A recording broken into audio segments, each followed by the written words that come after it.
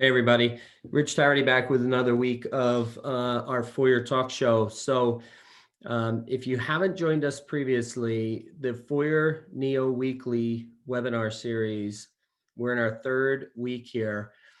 We've got a couple things to discuss. Today we have a guest speaker that has been known in the Foyr community. She's been a great contributor in other events that we've had online here. Victoria Sanchez, I'm going to introduce her in just a few minutes, but just some housekeeping items. This is a place where we meet and interact live every week with different types of interior design rock stars, whether it's Neo experts on the tool, whether it's topic speakers that are bringing all kinds of fresh, new topics to the table, things we should be thinking about, actionable tips, learn best practices, ask questions, all of the good stuff that comes with the Foyr Weekly series. So check out our website. We've got a few more of these coming up over the next few weeks. So just a couple quick tidbits up front here. I wanted to talk about how interior design can benefit businesses and also dispelling the myths there. So interior designers help make businesses make the most out of all their office and retail spaces, right? It's one of the most important aspects of creating a purposeful and comfortable space for retailers and businesses. So it's not unusual for people to confuse decorating with interior design. However, there are many differences between these two professions. So let's talk about interior design. Interior design entails much more than coordinating decorations. And as such, the terms should not be used interchangeably. Interior design is both a science and an art. It's a method through which both functionality and feel come into play. Interior design is a profession that moves far beyond visual decor to encompass systematic and coordinated methodology in order to create spaces that satisfy the practical and the cultural needs of the occupants. Big opportunity for our design community out there in the new feel of retail space and office, both of which will have massive changes over the next few years.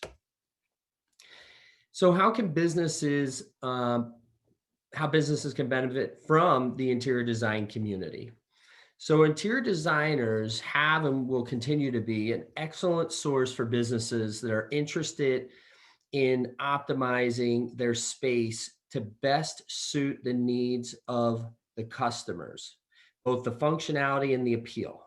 Some of the ways interior designers can help businesses are by designing offices, creating retail space, and designing other marketing elements through which consumers come into contact with the brand. So as I'm thinking through this, just three quick little points. Creating strategic retail spaces. When I think about that, I think about Starbucks. I think about the Apple stores. I think about the atmosphere these brands set through their strategic details within that space that really make it easy for a consumer to relate and want to be inside those environments. Then we think about designing functional office spaces. So examples like WeWork and shared office spaces. This is going to become a massive market over the next few years because most people are looking at, instead of a fixed office space, being able to go between different type of offices as well as have flexible space at a lower cost rate. And then designing creative marketing spaces. So think of trade show booths and displays. And this is post-COVID. There's a lot of pinned up energy for events and people getting back together live at conferences. There is going to be a massive amount of folks that are going to spend on getting to these conferences. So keep that in mind as we move forward. All right. So without further delay, I want to introduce our speaker for the day. We have one speaker today. Victoria Sanchez is with us, and she's going to be discussing how to be persuasive without being pushy. Again, staying on the topic each week of sales and marketing. Hey, Victoria, how are you? I'm doing swell. How are you today? I'm doing well. Well, you can tell I'm a little older. I say swell, you say well. I'm going to give you the floor and let you take it away. All right, good enough. Thank you. You're welcome. All right, everyone. So here's a topic that I've had a lot of fun with. Last time I was asked to speak by Foyr for one of their other events. I forget what month it was, a few months back. I did the Art of the Client presentation. And I love these kinds of topics. I think that they're not shared enough in our industry. I think that what Foyr does by adding, in some ways, basic topics, right? I mean, how to present, how to persuade, you know, without being pushy, without being too aggressive and rude. They're so important. And, you know, you don't have courses on these topics at school. Nobody talks about it. So it's so important to be educated in these things. And sometimes we know it, we need to be reminded, right? So what I may be sharing today may not all be new news to you, but it's, I think, really important stuff. And one of the important things we just heard was being reminded of the difference of the terms decorating and design. And I'm sure y'all cringe like I do when we hear that Home Depot has designers there ready to help. So anyways, another thing that should be rung around the world a million times, the definitions. So, okay, how to be persuasive without being pushy. Like I said, I love these kinds of topics. So this one was a lot of fun. As designers, we are basically people pleasers. And as such, we don't want to be perceived as pushy. We want to be perceived as, you know, these people that offer you beautiful interiors and, you know, isn't it all grand and lovely, and, you know, our vision and your lifestyle and everything is lovely and pretty. We don't want to be perceived as the pushy car salesman, right? But at the same time, you're only as good as your closing techniques, right? Your persuasiveness in turning your ideas into dollars. You know, people think that interior design is just a lovely hobby. Well, it's how we make a living. And so you need to be sure that you're comfortable selling and that you do it in such a way that is still in line with how you perceive yourself and you want others to perceive you in your business. So how do you ask for a sale without making your clients feel uncomfortable? There's a quote from a book. The book is written by Daniel Pink, and his book is called To Sell is Human. And he says 41% of the average person's workday involves influencing, persuading, and convincing the people around us. So we're certainly not in the minority by trying to get folks to see it our way, right? Definitions, I thought, would be a good way to start. So I looked up persuade and I looked up pushy in the dictionary, and I will read them to you. To persuade, to prevail on a person to do something as by advising or urging. So when you're persuading, you're an advisor. It's to induce, to believe by appealing to reason or understanding. So the synonyms could be urge, influence, and entice. And I particularly like that one, entice. On the other hand, the definition of pushy, obnoxiously forward or self-assertive. So the synonyms for pushy, brazen, brash, and cheeky. So, you know, no one wants to be thought of as obnoxious when we're trying to sell a sofa. So how do you persuade without being that cheeky, obnoxious person? And you know, this is something that we've heard many times before. We need to focus on what they need. It's about them. It's not about us, right? So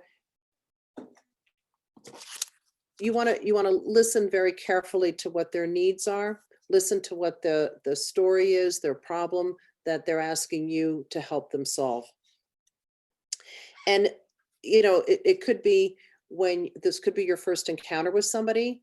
in which case you need to be very conscious of trying to build a relationship with somebody first and foremost, so that they can trust you and that you won't be seen as pushy, but rather they're helpful problem solver, right?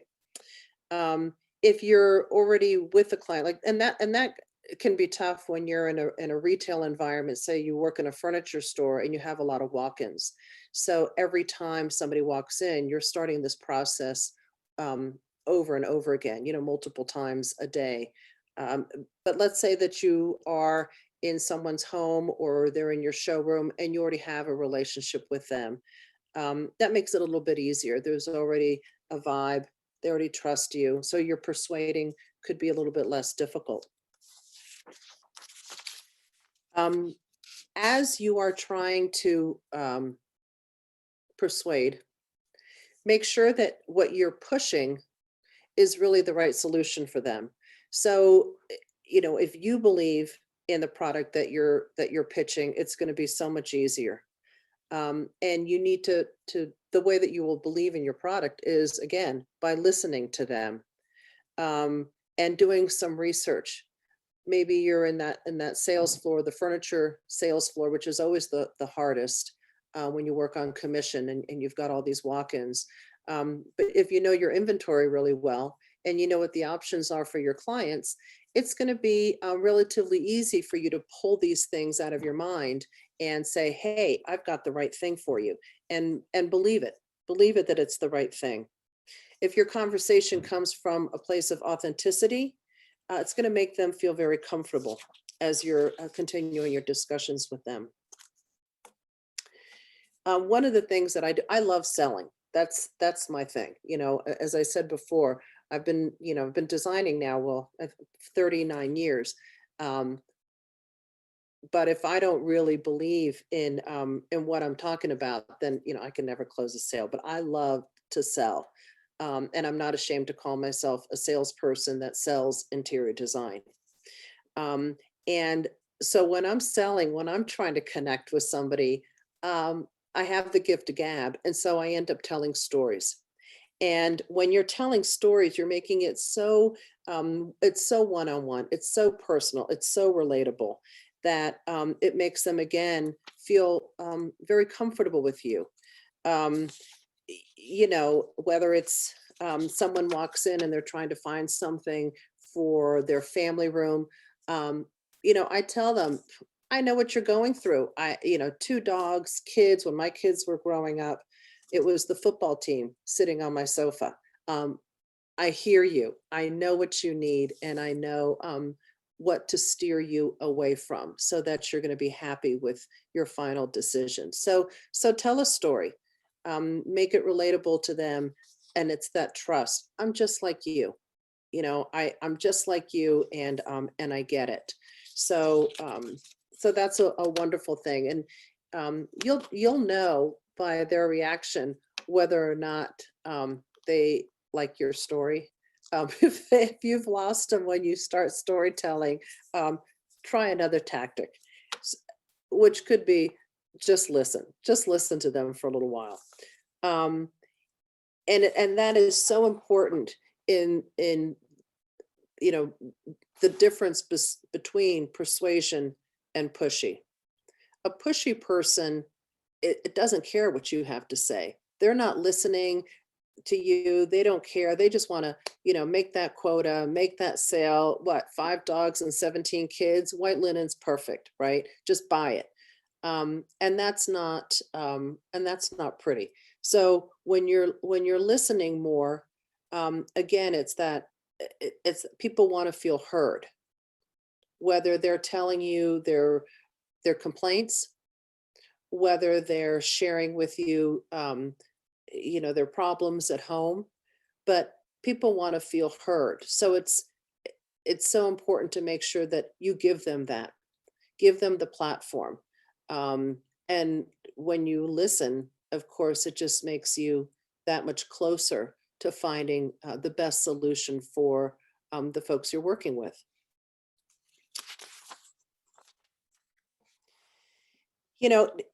Let's say that you've gone through all these steps, right? You're listening. You've been this wonderful listener. You have shared stories. You've got this great bond.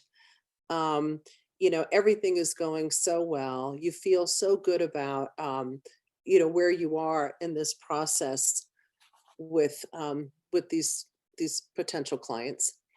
And but then all of a sudden things kind of take a little turn. Things go a little sour all of a sudden, and you're not sure what is happening.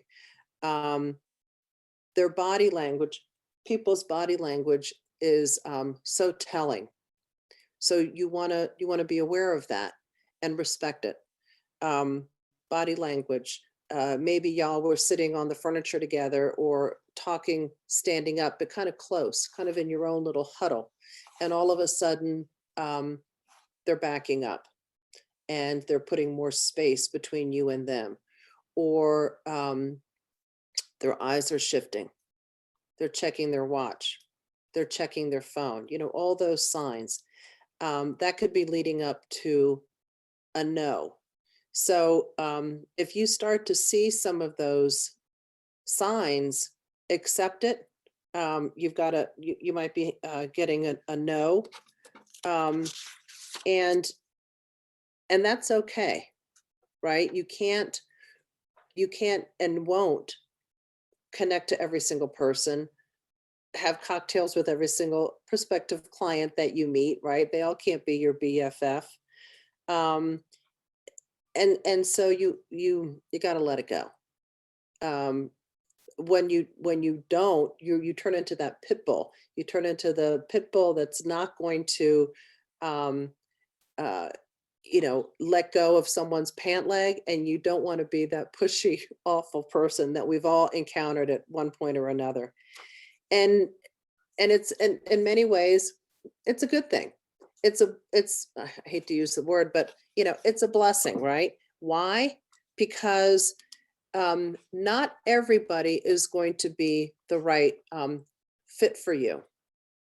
And you also can figure out sometimes when you're talking to people how that fit could be a problem down the road. So it's okay if you don't mesh with everybody. There is going to be somebody else that you're going to want to invest more time in to have a positive outcome, as opposed to continuing to invest time in a prospect that could be problems down the road. One of the things that is always difficult when we sell for a living is walking away from a potential sale, because we all have bills to pay. We all want to feel like we're good problem solvers. We're good sales people, that that everybody loves us, right? We want everyone to love us.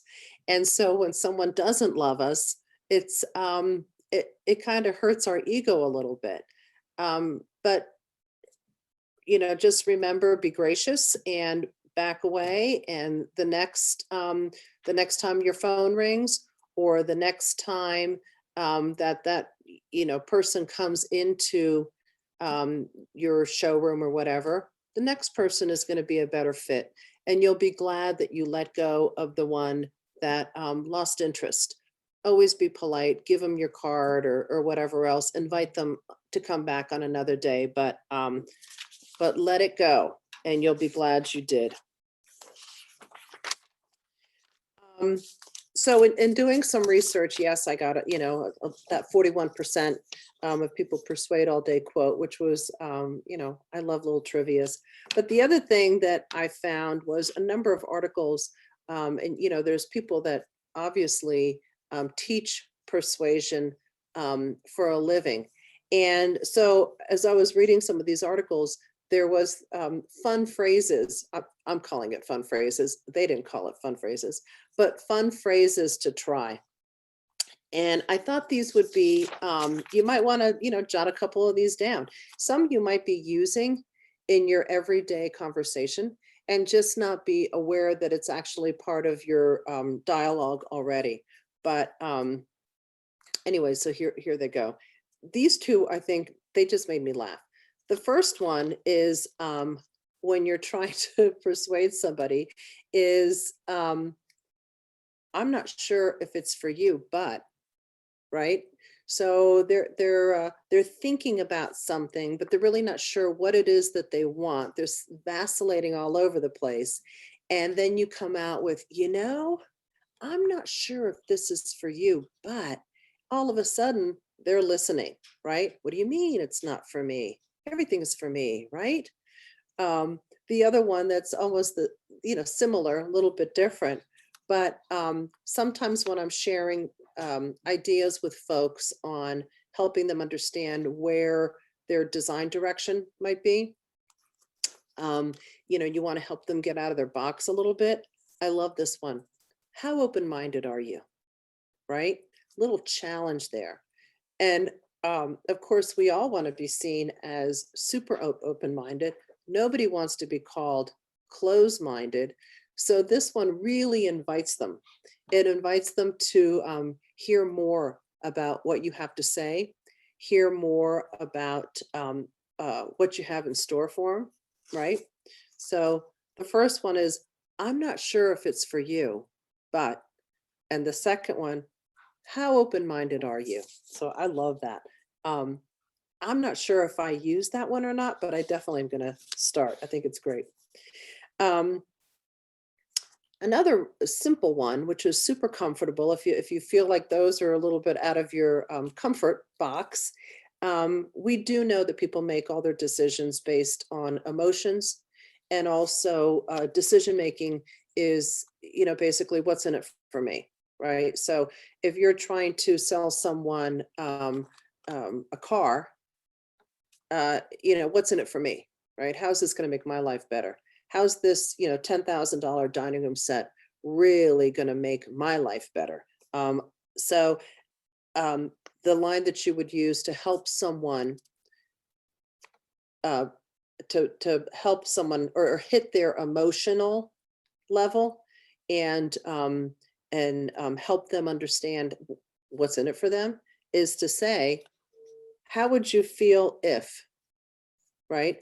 So using my dining room table, that, what did I just sell? 10,000, 20,000? I already forgot how much money I'm trying to sell. But help them feel what they would feel like. So how would you feel to have all these beautiful dining room chairs in your home next time you have your friends over, next time it's Thanksgiving? How would that feel? And you have this gorgeous table. I bet it would feel really different from those mismatched chairs that you have right now. And I just think it would be really exciting. How much fun would that be? How would you feel, right? I mean, I'm kind of excited for this lady to have her friends over, right? And have all of her matched chairs. I'm excited about it. So she's got to be excited about it. How are you going to feel? And help them imagine. And that's the next one. And that's, they tie in directly. Just imagine being at that table. How would that make you feel? And as designers, since we are constantly imagining, like I can, as many of you can, I know, we can walk into a home and we can already see it finished. We can already see, whatever it is that we're going to pitch, the green wallpaper, the pink sofa, whatever. And we need to draw that out for them frequently because many people don't have vision, right? And that's one of our challenges as we're trying to persuade them to come over to our side of the fence and buy this whatever, whole room, whole house, one piece of furniture. So draw the picture for them and do the storytelling. When I was, gosh, it's like 30 years ago, I bought my first real sofa, my first adult sofa. And I had to save for it, and I paid cash, and it was a really, really big deal for me. And so when the delivery guys called and told me that they were going to be bringing the sofa over, was their next stop. I was so excited. I took the phone and ran down to the corner of my street to make sure that they wouldn't miss me, because my street was a little street. And I was so beyond excited. I had imagined that sofa in my living room for months. And it was literally like around the corner, a phone call away. So, that's a story that you can relate to somebody else who's buying their first sofa. It's an investment, and a lot of emotion, and a lot of, people dwell on these decisions, right? So, share your own enthusiasm for something that you had in a big purchase in your, in your life, and help them imagine how exciting it's going to be for them, and draw out those emotions, and kind of fun. So then there's the sad part when they really can't make up their mind, right? And we're tired, and maybe we need to go to the bathroom or go have our lunch or whatever else it is. But you've done all these tricks. You've worked really hard at being that persuasive person, using those skills that you're learning today, focusing hard on not being that brazen, pushy person, and you're not getting anywhere. And that happens, right? We're not getting anywhere with these people. So there's something that I do, and I do this frequently with folks, and that is, at the end of the day, you just give them the options. Okay, it's kind of like, all right, honey, I'm done with my techniques, and I'm just going straight for the yes or no. So you give them options. I used to give my kids options. You can wear the green pants or the red pants. That's it. Peanut butter, cheese. That's it. So you're going to do the same thing with these adults. And for example, they came in and they needed lighting. I saw clients yesterday, as a matter of fact, that they need lighting, and they tell you what the problem is. They want to solve their problem. You've come up with the solution for their problem, and they still can't make up their minds. So you can say to them, here are your options, really, the way that I see them. You can sit in the dark, right? You said that corner's dark, so you can just stay status quo. You could rearrange your furniture and try and sit a little closer to the dining room chandelier, and that might help you read at night. Or you can just buy this lamp, and that's what you came in for. And I know you love it, and it sounds like it was within your budget. So I think your third option is just buy the lamp. And kind of when you make it sort of cut and dry for folks, it helps them kind of see, I don't want to see how silly they've been, because they've been hemming and hawing for 45 minutes about this damn lamp, but it does help kind of put things back in perspective. And you're helping them, again, see the positive outcome of making this purchase. And you're, again, persuading, but you're not being pushy. You're just helping them see it. So, bottom line is this: pushy or persuading. When you're persuading someone, you're finding the commonalities, you're storytelling, you're building that relationship, you're building the trust, you're helping them envision, you're helping them tap into that emotional, how it's going to make it better, what's in it for me. And those are all the tools that you want to offer to them. Help them see how you're not a pushy salesperson. You're a life-saving problem solver. And that's the art of persuading. So there you go. I hope that was helpful, and happy to take any questions that you might have. Well, one of the other things. Oh, go ahead. There is one in the Q&A that somebody posted. It says, how do you positively share an opposing viewpoint? How do you positively share an opposing viewpoint? Meaning that you're trying to pitch the positive, what you believe to be the correct solution, and meanwhile, what they're saying is totally opposite. Yeah, I think that's how I took it. That's how I took it too. Well, here's how I look at it. I don't live there, right? It's not my house. I don't live there. I will really encourage someone to see it my way. And after almost 40 years of doing this, I do have a lot of persuasive tips, right? Or storytelling as to why my solution would be the best solution for them. But at the end of the day, we don't live there. It's not our house. It's not going to be my chair that this lady is buying, and it's not my money. And so I usually will let it go. You know, it's hard, right? But at the end of the day, I mean, you know, look at a car sale. The salesman is pushing you to buy leather because, gosh, you wouldn't want a whole leather interior. But at the end of the day, your budget's speaking to cloth seats. Who is that salesman, that car salesman, to make you feel bad about the choice that you're making for yourself, right? So it's the same thing. We don't live there. We're trying to guide them through the process. But if they want, you know, a hot pink sofa with a purple rug, who are we to say that that's wrong for them?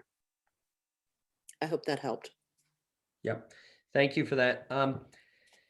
How do I handle a client who comes to me for design help, yet continues to insist on making their own choices? Yes. So I have those every day. I'm sure everybody else does. And one of the things that is not helping us in that arena is the fact that everyone is online shopping. So just yesterday, I had a client send me a bunch of links to Restoration Hardware coffee tables, and she believes those are the best choices for them. I don't agree. It's also not a place where I can make money. Like, why would I say, oh, great choice, and not make any money?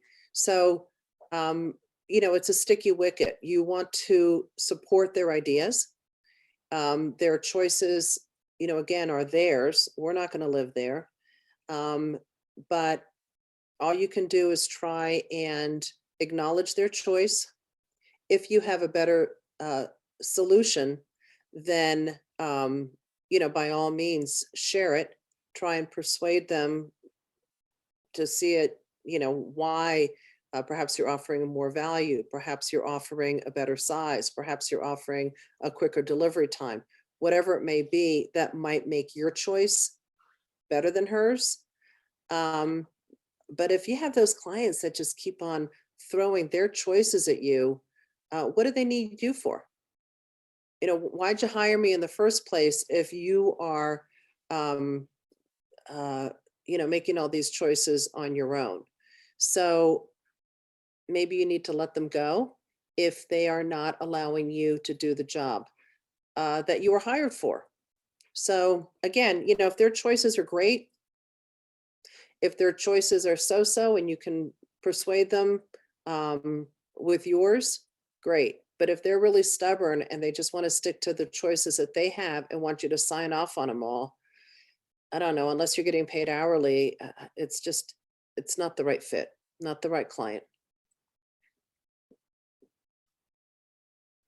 Okay, thank you for that. We have another one. How does one know when to step back in such an opposing situation? I would almost read that as, when do I know to potentially walk away? Yeah, when's the love affair over? Right? When's it over? And you know, as I mentioned before, some of it's going to be the body language. they take a phone call, they're looking at their phone, they walk away from you, they're just totally disinterested. You know, again, it may not be your client. You didn't connect with them, you didn't problem solve for them. No need to beat the dead horse, so to speak. And there's always somebody else around the corner. This is a funny little thing, but I think about this a lot. When I was in 7th grade, this is my storytelling, okay, gang? When I was in 7th grade, I had a crush on a guy, and he didn't have a crush on me. And I remember he was really nice about it, and he said to me, 7th grade, Victoria, there'll always be another bus coming around the corner. And and I think about that now, and yeah, it's pretty funny. But what he said to me, obviously, I have remembered that for what, 40 years, 45 years. So it's the same thing. There's always another potential client that's going to call you, that you're going to meet somewhere. If you work in that retail environment, furniture store, then there's always going to be another walk-in that comes in. So there's always another bus coming. If you missed this one, if you didn't close this sale, for whatever reason, you don't really know unless you ask, but for whatever reason, it just didn't work out this time. And you just have to let it go. Excellent point. That's all we have from a question and answer perspective. So Okay. I think we're in a very good spot here. I appreciate you coming on today. I know it's always a lot to ask to have some of our best and finest to come spend time with us in the community. Thank So we you. really do appreciate it. Well, I hope that it was good information for some. And I could go on and on. I'm the storyteller. My husband says I talk way too much and tell people way too many details, and that nobody cares. I think everybody cares what I have to say. But, I love these topics. I love what you guys are doing. And again, as I said at the beginning, it's so important to talk about things that aren't talked about at the cocktail parties or in the classroom. So thank Yeah, you. we appreciate it. And I love the color on the walls and the paintings. I'm a vibrant painter. Like, as far as paintings, I love the vibrant colors. They're the coolest. Well, here in Santa Fe, everybody is, about art. Our road here, Canyon Road in Santa Fe, New Mexico, has more art galleries per square mile than any other city in the United States. Most people Wow. don't know that, but yeah, so huge art town here, and I'm just trying to keep up. Yeah, it's awesome. Well, we appreciate your time today. And before we go, I just wanted to tell everybody that's out there on the in the audience, if you haven't already went to the Foyr.com website and signed up for the 14-day free trial, please do so. Our tool, Neo, is helping designers with very limited background in designing very quickly build out their portfolio and their galleries, and doing just some amazing high-end render work. It's easy to use. We have tons and tons of videos, how-tos, online chat support, even while you're in your trial. So please go to the website, sign up for the 14-day free trial. It just can't hurt. Make the investment in yourself. And we really appreciate, Victoria, you coming out today, and looks like you have a beautiful sunny day behind you. So go enjoy it. It's snowing. It doesn't look it. We're at the bottom of the Rockies, and it's snowing today. So Oh, man. Well, enjoy anyway, the snow. thank you. And obviously a tool like what Foyr offers is part of your closing toolbox. So, don't minimize all these offers and tools that are around you to help you persuade people to see it your way. Absolutely. Thank you so much. We'll see everybody next week. All righty. Thanks, everyone. Yep. Bye-bye. Bye.